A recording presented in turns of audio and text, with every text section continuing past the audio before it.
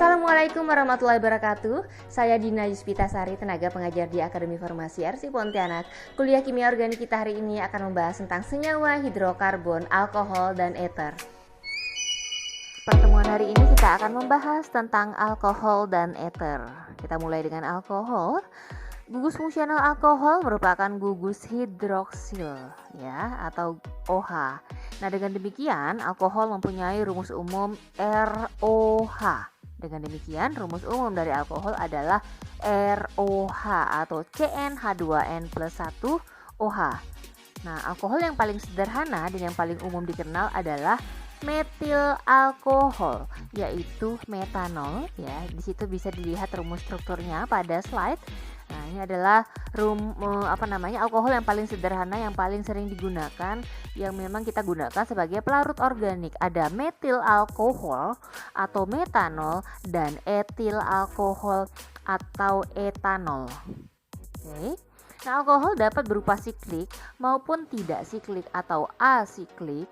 Oke, jadi bisa berupa rantai tertutup maupun terbuka atau asiklik. Nah, alkohol dapat mengandung ikatan rangkap. Oke, alkohol tidak hanya yang rantai karbonnya jenuh, tetapi juga dapat mengandung ikatan rangkap. Kemudian dapat merupakan suatu atom halogen. Oke, dapat merupakan suatu atom halogen, artinya dapat mengandung suatu atom halogen. Kemudian dia juga dapat mengandung gugus hidroksil lainnya. Oke. Nah, alkohol biasanya dikelompokkan sebagai alkohol primer, alkohol sekunder ataupun alkohol tersier. Jadi bisa dinamakan sebagai alkohol primer, alkohol sekunder maupun alkohol tersier. Contoh dari alkohol primer yaitu propanol atau propil alkohol. Contoh dari alkohol sekunder itu contohnya ada 2-propanol atau isopropanol. Kemudian ada juga alkohol tersier. Contohnya terbutanol atau 2-metil-2-propanol ya. Oke. Jika gugus hidroksil dihubungkan secara langsung pada cincin aromatis, nah jika suatu alkohol itu merupakan suatu aromatis, merupakan cincin aromatis, cincin benzen ya, kemudian gugus hidroksil dihubungkan secara langsung pada cincin aromatis tersebut, maka senyawanya dinamakan sebagai fenol. Senyawanya dinamakan sebagai fenol yang berbeda secara nyata dari alkohol. Nah, sebelum kita masuk ke gugus cincin aromatis yang terdapat gugus hidroksil atau alkohol, kita lihat dulu penggolongan alkohol berdasarkan alkohol primer, sekunder maupun alkohol tersier. Nah, kalau pada slide kita lihat itu propil alkohol atau propanol adalah merupakan alkohol primer, di mana gugus hidroksil mengikat atom C yang mengikat satu atom C lainnya. Oke, gugus hidroksil terikat pada atom C yang mengikat satu atom C lainnya. Contohnya propil alkohol. Pada alkohol sekunder kita lihat di mana gugus hidroksil mengikat atom C yang mengikat dua atom C lainnya. Gugus hidroksil mengikat atau terikat pada atom C atau karbon yang mengikat dua karbon lainnya. Itu dinamakan sebagai alkohol sekunder. Kemudian alkohol tersier. Alkohol tersier itu di mana gugus hidroksil terikat pada atom C yang mengikat tiga atom C lainnya. Gugus hidroksil terikat pada karbon yang mengikat tiga karbon lainnya, dinamakan sebagai alkohol tersier. Oke, dinamakan sebagai alkohol tersier. Nah, gambar paling kanan itu merupakan suatu cincin aromatik, ya, cincin benzen yang dimana pada cincin langsung terikat gugus hidroksil. Dinamakan sebagai senyawa fenol yang memang secara struktur sifatnya tuh berbeda secara nyata dari alkohol. Penggolongan alkohol berdasarkan adanya gugus hidroksil atau OH yang terikat pada atom karbon dengan hibridisasi sp3. Nah, sedangkan OH yang terikat pada karbon terhibridisasi sp2 di mana dia terikat pada suatu senyawa. Kalau yang hibridisasi sp3 itu kan contohnya si senyawa alkana. Kalau yang terhibridisasi sp2 itu contoh senyawa alkena yang terikat yang mengikat gugus hidroksil. Nah, itu dinamakan sebagai senyawa enol. Disebut sebagai senyawa enol. Ya. Nah, kita akan berbicara atau membahas tentang tata nama alkohol. Secara umum, nama alkohol berakhiran dengan ol. Ya, suatu alkohol dapat dinamai dengan alkil alkohol. Oke, kita sebutkan nama alkilnya, baru kita sebutkan nama olnya berdasarkan rantai induk. Ya, berdasarkan rantai induknya. Yang biasanya untuk gugus-gugus alkil yang kecil seperti metil alkohol dan etil alkohol. Rantai karbon terpanjang yang mengikat gugus hidroksil digunakan sebagai rantai induk. Jadi, yang pertama kita lakukan apa? Mencari rantai induk. Nah, apakah nanti rantainya itu berupa rantai karbon jenuh ya, seperti alkana? Apakah dia rantai karbonnya tidak jenuh? Misalnya ada ikatan rangkap 2 maupun ikatan rangkap 3 yang mirip pada alkena dan alkuna. Yang kita lihat bukan rantai induk yang mengandung ikatan rangkap atau rantai terpanjang rantai lurus, tapi dilihat rantai terpanjang yang mengandung gugus hidroksil. Rantai terpanjang yang mengikat gugus hidroksil itulah yang dijadikan sebagai rantai induk. Oke. Kalau dia merupakan rantai karbon jenuh, maka huruf A terakhir pada alkana akan digantikan dengan ol. Huruf A pada alkana, metana misalnya menjadi metanol, digantikan dengan ol untuk memperoleh nama akhir dari senyawa alkohol. Rantai terpanjang atau rantai induk dinomori dengan karbon, di mana nomor terkecil adalah nomor karbon yang mengikat gugus hidroksil. Setelah kita mencari rantai induk atau rantai utama yang mengandung gugus hidroksil, rantai terpanjang yang mengandung gugus hidroksil, kemudian bagaimana cara penomorannya? Penomorannya dimulai dari atom C yang mengikat gugus hidroksil itu diberikan nomor terkecil. Oke. Nah, di mana jika ada alkohol siklik ya, akan diberikan nama dengan awalan siklo. Pada alkohol siklik rantai tertutup, tata namanya diberi awalan siklo, dan karbon yang mengikat gugus hidroksil selalu dianggap sebagai C1. Oke, kita lihat pada gambar. Di situ ada struktur 1 bromo, 3 metil, 2 butanol. Kenapa namanya menjadi 1 bromo? Supaya lebih mudah bikin lagi ya, ditulis lagi. Kita tulis dulu. Kalian tulis dulu C4 ya. Kalian dulu tulis seperti alkana lantai lurus kan, dimana pada C1 itu mengikat Br, pada C2 mengikat OH, pada C3 mengikat suatu alkil yaitu metil. Nah, namanya menjadi 1 bromo, 3 metil, 2 butanol. Ya. Nah, jadi kita nggak bilang sebagai 2 hidroksi ya, karena dia kata namanya sebagai alkohol, maka dia alkana pada akhiran A pada alkana diganti dengan ol. Jadi butana menjadi butanol. Jadi namanya menjadi 1 bromo, 3 metil, 2 butanol. Karena gugus BR berada pada C1, gugus metil berada pada C3, dan hidroksilnya berada pada C nomor 2, sehingga dikatakan sebagai 2 butanol. Gitu ya. Kemudian contoh selanjutnya adalah apa itu ya? Contoh selanjutnya kita lihat itu adalah 2 kloro. Nah, ini kan simetris ya. Jadi gugus hidroksilnya berada di tengah-tengah. Sehingga penomorannya ini penomorannya bisa dari kiri maupun kanan. Namun di sini karena ada suatu halogen, maka kita memprioritaskan yang terdapat halogen itu menjadi nomor terkecil. Jadi kalau kita kasih nomor itu kan gugus Cl berada pada C2, gugus hidroksil berada pada C3, gugus metil berada pada C4, sehingga namanya menjadi 2 kloro, 4 metil, 3 pentanol. Oke, namanya menjadi 2 kloro, 4 metil, 3 pentanol karena C5 menjadi pentana menjadi pentanol. Oke, sekarang kita lihat yang siklo alkoholnya. Nah, di situ ada suatu pentanol. Nah, ada suatu pentanol ya. Kita lihat. Di situ terdapat gugus alkil yaitu metil ya. Terdapat gugus alkil yaitu metil. Sehingga namanya menjadi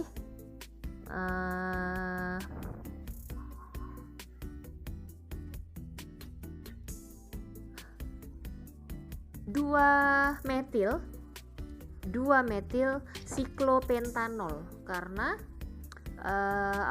C yang mengikat hidroksil itu dianggap sebagai C1 sehingga gugus metil berada pada posisi 2. Benar ya, pada C nomor 2 sehingga namanya menjadi 2 metil siklopentanol. Kenapa siklopentanol? Karena ini merupakan suatu siklopentana yang mengikat gugus hidroksil menjadi siklopentanol namanya. Tapi karena ada gugus alkil yang terikat pada siklopentanol dan berada pada posisi C nomor 2, maka namanya menjadi 2 metil siklopentanol. Mudah-mudahan sampai di sini bisa dipahami ya. Kita lanjutkan tata nama alkohol. Nah, kalau kita bicara lagi ya, sebelum kita lanjutkan, penomoran itu tadi diulangi lagi, dilakukan dengan memberikan nomor sekecil mungkin pada atom C yang mengikat gugus hidroksil. Maka itu menjadi prioritas. Itu yang menjadi prioritas. Nah, jika angka juga diberikan untuk posisi ikatan rangkap yang banyak, maka posisi gugus OH dapat ditulis sebelum akhiran ol. Oke, maka jika angka juga diberikan untuk posisi ikatan rangkap yang banyak, maka posisi gugus OH dapat ditulis sebelum akhiran ol. Jika gugus hidroksi hanya merupakan bagian kecil dari struktur alkohol, maka gugus hidroksil akan dinamai dengan substituen hidroksi. Oke, contohnya ini ya. Contohnya pada slide ini ya, di mana alkohol dengan ikatan rangkap 2 atau ikatan rangkap 3 dinamai menggunakan akhiran ol pada nama alkena maupun alkunanya. Kita lihat di situ ada 5C ya. Karena itu terdapat ikatan rangkap 2, maka namanya kan mengikuti nama nama alkena. Sehingga kalau dia C5 namanya menjadi pentena karena dia merupakan suatu alkohol atau pengikat gugus hidroksil namanya menjadi pentenol. Sekarang bagaimana kita memberi nama pada senyawa tersebut? Maka kita nomorin dulu. Ingat, atom C yang mengikat hidroksil diberikan nomor terkecil sehingga pada posisi tersebut dapat kita nomorin dari kiri. Maka kita lihat substituen alkil itu berada pada posisi C nomor 3.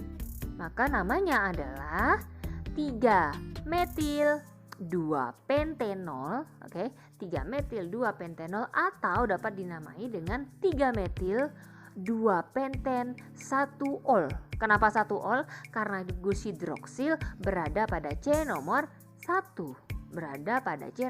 Maka namanya bisa 2 nih, 3 metil 2 pentenol atau 3 metil 2 penten 1 ol. Nah, kemudian ini ya kita bicara tentang diol. Nah, diol merupakan senyawa dengan 2 gugus hidroksi. Jadi OH-nya ada 2. Nah, senyawa diol sendiri itu diberi nama sebagaimana senyawa alkohol. Hanya saja akhiran diol digunakan dan dibutuhkan 2 angka untuk melihat posisi OH atau hidroksil tersebut. Jadi yang kita lihat adalah jika terdapat 2 gugus hidroksil dalam satu senyawa, maka dia dinamakan senyawa diol atau dapat juga diberikan nama seperti nama alkohol. Jadi kira-kira seperti itu ya. Nanti sambil sambil belajar nanti sambil melihat-lihat lagi senyawa-senyawa alkohol yang lain, baik itu yang merupakan rantai lurus maupun yang terdapat ikatan rangkap, yang ada percabangan atau tidak, dia baik yang karbonnya jenuh maupun yang mempunyai ikatan rangkap 2 maupun rangkap 3. Silahkan dipelajari lagi di rumah, berlatih untuk tata namanya. Untuk sifat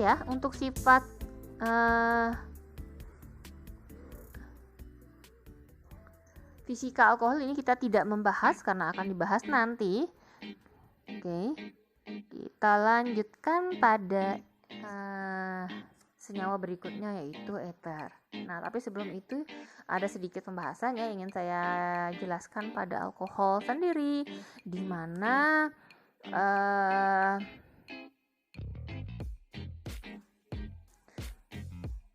alkohol ini kan kita kalau kita lihat dari reaktivitas ya, dia kan punya gugus hidroksi. Nah, di mana gugus hidroksi pada alkohol itu kan sifatnya polar.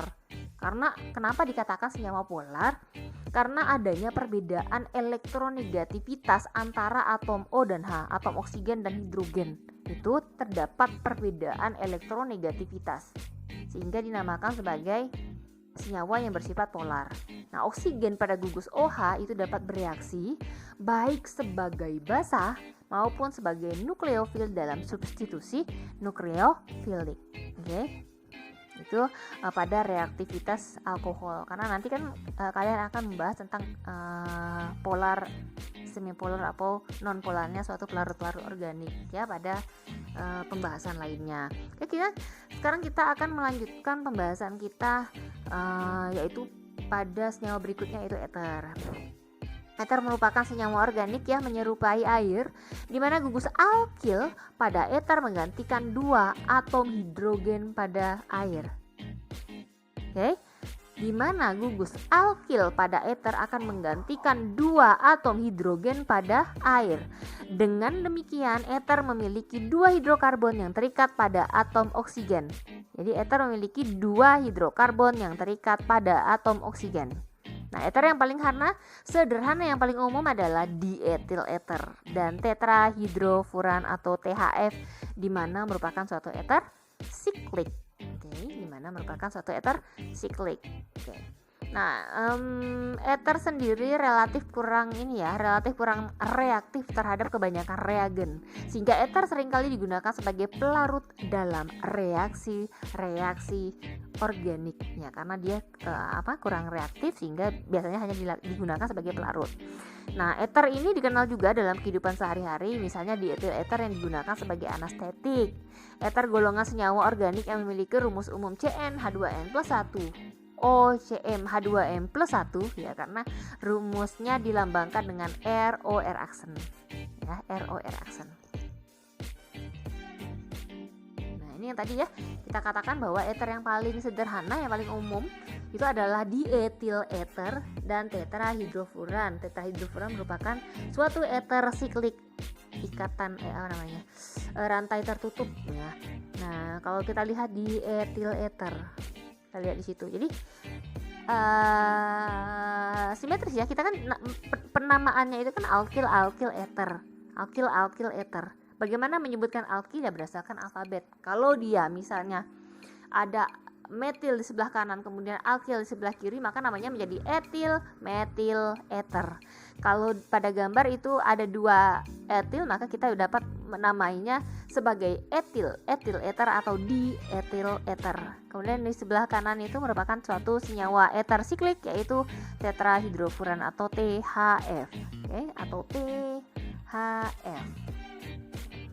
Eter sendiri dapat berbentuk rantai terbuka maupun rantai tertutup atau siklik.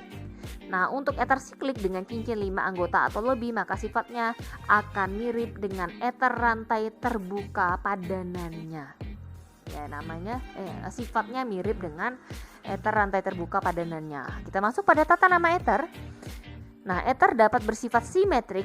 Nah, di mana ada gugus alkil terdapat 2 gugus alkil yang sama, atau dia sifatnya asimetrik, di mana gugus-gugus alkil atau 2 gugus alkil pada eter merupakan gugus-gugus yang berbeda. Nah, kalau tadi kita kita ada diethyl ether atau ethyl ether itu dinamakan sebagai ether simetrik. Tetapi jika pada contoh ya misalnya etil metil ether itu merupakan contoh dari etil asimetrik karena gugus alkilnya berbeda. Gugus alkilnya adalah etil dan metil, maka dinamakan sebagai ether asimetrik. Dinamakan sebagai ether asimetrik. Nama umum ether asimetrik adalah dengan menyebut dua gugus alkil sesuai urutan alfabetis. Diikuti dengan akhiran ether. Kalau dia simetris kita sebutkan misalnya metil, contoh ya, metil ether, etil ether atau dimetil ether atau dietil ether. Tapi jika pada ether asimetris contohnya ada ini ya, pada slide itu ada sebelah kiri itu ada metil, sebelah kanan ada etil, maka sebutkan sesuai alfabetis, maka namanya menjadi etil metil ether gitu ya. Nah, dalam tata nama ether, baik akhiran ether maupun awalan alkoksi itu dapat digunakan. Sebagai contoh ya, dietil ether dapat disebut sebagai etoksi etana dan metil tersier butil ether dapat dinamai dengan 2-metil 2-metoksi propana. Lihat pada slide. Itu ada dietil ether atau etil ether. Itu dapat dinamakan sebagai etoksi. Jadi salah satu etilnya mengikat gugus ether, mengikat atom O itu yang merupakan suatu ether, itu kita namakan sebagai karena dia etana ya, maka namanya menjadi etoksi. Kalau dia CH3O maka namanya menjadi metoksi. Nah karena ini C2H5 atau suatu etana karena mengikat oksigen, karena kita sebut sebagai alkoksi ya. Alkoksi itu alkananya ditambah oksigen dari ether tersebut. Maka kalau pada contoh slide gambar slide nomor kiri yang sebelah kiri itu namanya menjadi karena etil maka menjadi namanya etoksi. Etoksi kemudian sebutkan nama alkana berikutnya yaitu etoksi etana. Jadi namanya adalah alkoksi alkana. Namanya alkoksi alkana. Jadi namanya boleh disebut sebagai dietil ether atau dapat dinamai sebagai alkoksi. Namanya menjadi etoksi etana. Bagaimana kalau rumusnya adalah CH3OCH3? Namanya apa? Namanya menjadi metoksi metana. Benar ya? Contoh yang di kanan itu adalah tersier butil ether. Nah, namanya bisa menjadi 2-metil.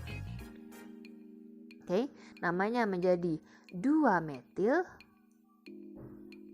2-metoksi propana. 2-metil 2-metoksi propana. Karena kenapa 2 menamakannya dari kiri ya? Menamakannya dari kiri yang paling dekat dengan O. Maka namanya menjadi 2-metil 2-metoksi propana karena merupakan suatu propana. Gitu. Jadi mungkin cukup bisa dipahami ya, Kemudian kita lanjutkan. Nah, ether siklik beranggotakan 3 dikenal dengan epoksida, di mana epoksida hanyalah salah satu bagian dari kelompok ether yang mengandung cincin oksiran 3C atau satuan COC. Itu adalah epoksida. Ether siklik mempunyai awalan epoksi dan akhiran alken oksida. Ether siklik mempunyai awalan epoksi dan akhiran alken oksida. Di mana ether siklik yang beranggota 5 dan 6 masing-masing dikenal sebagai oksolan dan oksan. Kita lihat pada slide. Sebelah kiri itu dinamakan sebagai etilen oksida. Kemudian yang tengah merupakan cis. Lihat cis karena posisinya sejajar ya. Cis 2 butena oksida. Cis 2 butena oksida atau trans 2 butena oksida. Bedakan antara cis dan trans itu ya, ada yang berseberangan, ada yang sejajar. Yang seberangan itu namanya trans, yang sejajar itu namanya cheese gitu ya. Nah, itu merupakan suatu epoksida. Tapi mungkin tata nama ether yang paling sering digunakan tadi ya, tata nama ether yang merupakan suatu ether ya, suatu ether maupun diberikan awalan alkoksi atau suatu alkoksi alkana gitu. Itu penamaannya. Sifat fisika ether kita nggak bahas ya. Nah, kemudian